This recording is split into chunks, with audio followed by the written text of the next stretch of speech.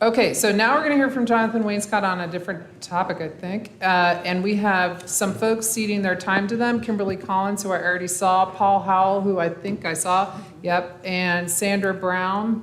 Raise your hand. Hey, everybody put your hand over. Okay, I see your non-red hand back there.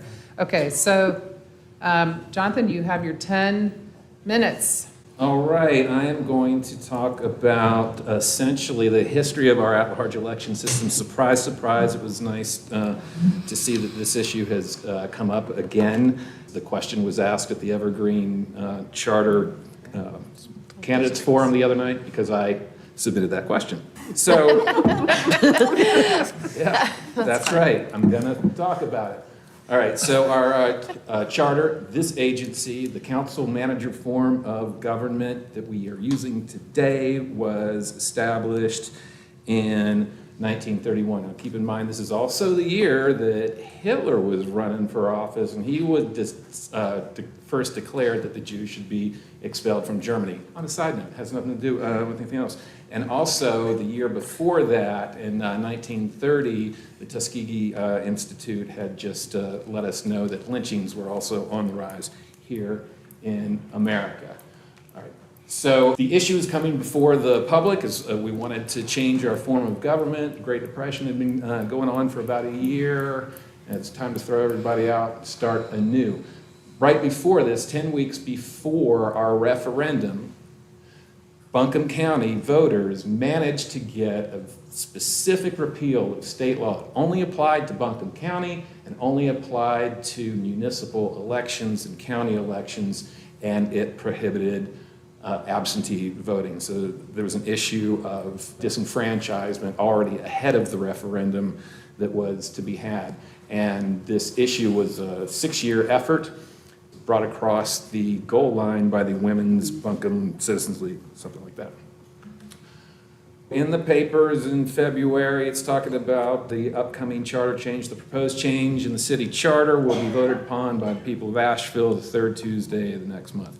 The voters will be given an opportunity to vote for or against the council manager form of government and to express their preference between partisan and nonpartisan methods of electing candidates. The Municipal Board of Elections, the bill names the same board recently appointed by the mayor, Owen Gudger, Joe Sevier, and William M. Coleman. These are the 3 men that would supervise the 3 elections, the referendum, the primary, and the general election to establish a new city council. Senator Bernard, who was bringing this issue up before the state legislature, was totally in favor of the city of Asheville reestablishing its charter.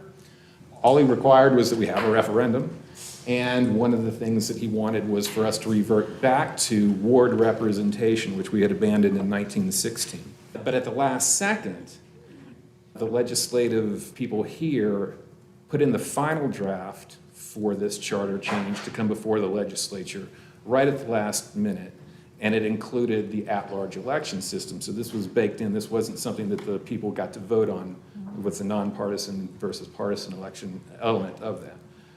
Senator Bernard wasn't all that thrilled about it, and he said in a telegram, "You failed to provide in bill that councilmen at the time of their election should be residents of different sections of the city. If the council is to represent the people in a real sense, I deem this important even though councilmen may be voted for by the entire electorate." So we had individuals representing wards even though the whole city voted for them.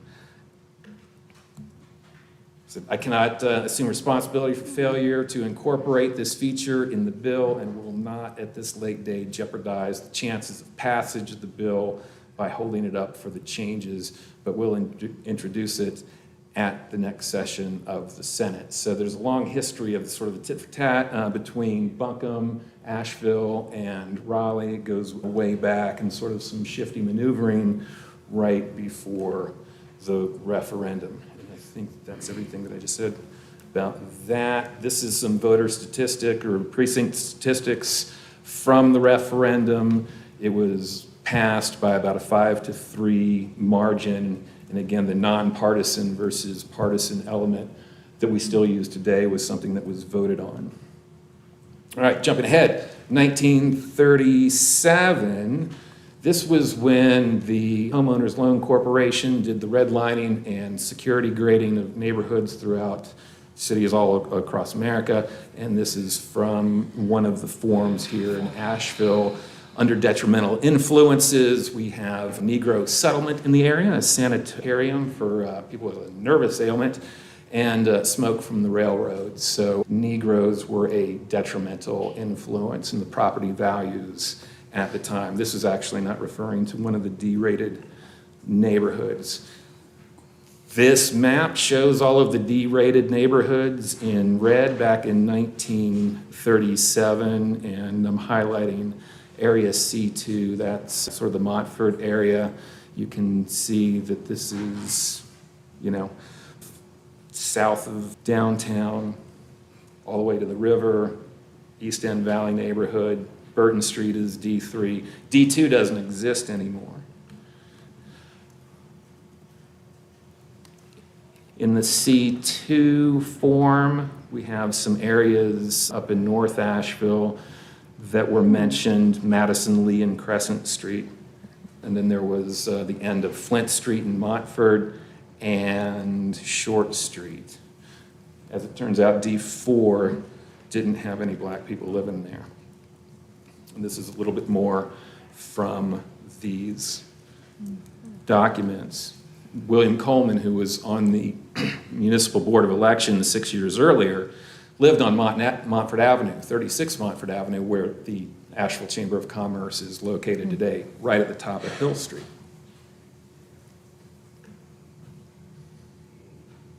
More of the forms from C2. So Montford Avenue, formerly one of the best residential streets in the city. Flint and Cumberland, also good residential streets. Good Negro section on Crescent, Madison, and Lee 10 years ago, occupied entirely by whites. Also lower type Negro section on Short Street, north end of Flint Street. These documents, these maps were produced by William Coleman, prominent real estate agent. 6 years before, was involved in our municipal election system. I'm going to jump way forward, 2018.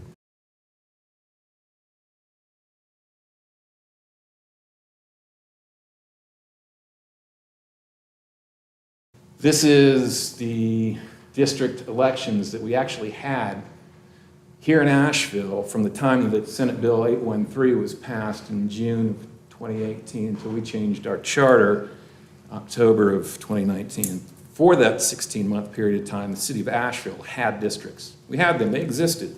We abolished our at-large election system. We had districts. We changed the charter before there was ever an election, and we did it the same way they did it in 1931, with sort of a fast maneuver by changing our charter right before the legislature went out of session.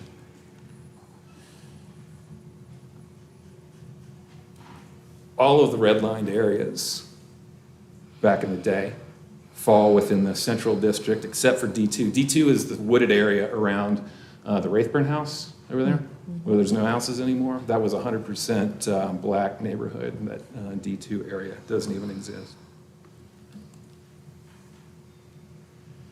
So these are all the areas that were discussed back then that were black neighborhoods in the Homeowners Loan Corporation maps. And again, all of those black areas as they relate to the map that was created in 2018. So I'm pushing back directly on academics, historians, and journalists who have told us that one of the reasons it wasn't black representation in Asheville is we couldn't make use of segregation, congregation of the black community, that wasn't concentrated enough for there to ever be more political power if we'd used district elections.